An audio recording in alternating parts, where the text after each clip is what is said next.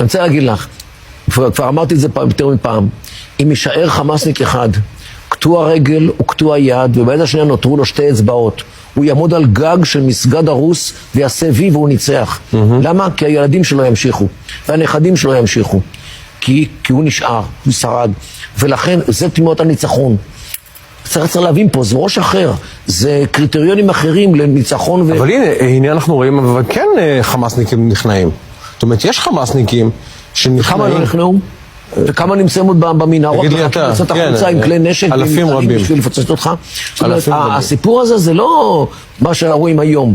פה הם רואים הרבה קדימה. אבל גם אנחנו רואים הרבה קדימה, סליחה. למה אנחנו מדברים על עם הנצח ועל הדרך הארוכה ועל הילדים שלנו שעוד ימשיכו להילחם? האמריקאים ייתנו לך גב לתמיד, האירופאים ייתנו לך גב לתמיד, החברה הישראלית תיתן לך גב לתמיד.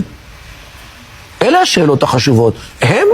תראי, יש פסוק בקוראן שאומר, אין אללה מע סאבירין. אללה הוא עם בעלי היכולת לסבול לאורך זמן. תבין, סבר, אין לנו מילה כזאת בעברית, כי אין לנו מושג כזה בעברית. סבר זה אדם שיכול להיות במנהרה 2-3 חודשים, לא רואה אור יום, בקושי רואה אוכל, בקושי רואה כלום, יצא עם הקלאץ' ויהרוג יהודים. למה? כי יש לו את היכולת לסבול לאורך זמן. וזה לא ברור עם החברה הישראלית. אז אתה אומר שבעצם הפנטזיה הישראלית שאולי נגיע זה נקודת שבירה של החמאס, שבה החמאס פשוט באמת או ייכנע או יקרוס לתוך עצמו, זו פנטזיה ישראלית שאין בינה לבין המציאות קשר. הם חיים בתוך הבועה הישראלית. הם חיים למען אללה. אללה איתם. הם לוחמי ג'יהאד.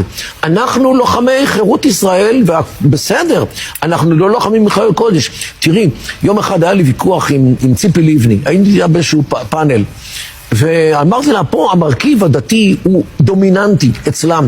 אצלם אללה הוא השחקן העיקרי במשחק, אם הוא לא השחקן היחיד. אצלנו הקדוש ברוך הוא, אם הוא בכלל במגרש, הוא שחקן ספסל. וזה הבדל אדיר מבחינת היכולת הנפשית והיכולת הציבורית והיכולת הגופנית גם, כי יש בזה השלכות פיזיולוגיות על האמונה. והיכולת שלהם בעניין הזה היא אדירה. אני לא אומר ששלנו היא פחות חשובה, המורל חשוב והכל, אבל להם הם לוחמים מלחמת דת. ואצלנו, לפחות חלקנו, לא רוצים לראות את הדבר הזה.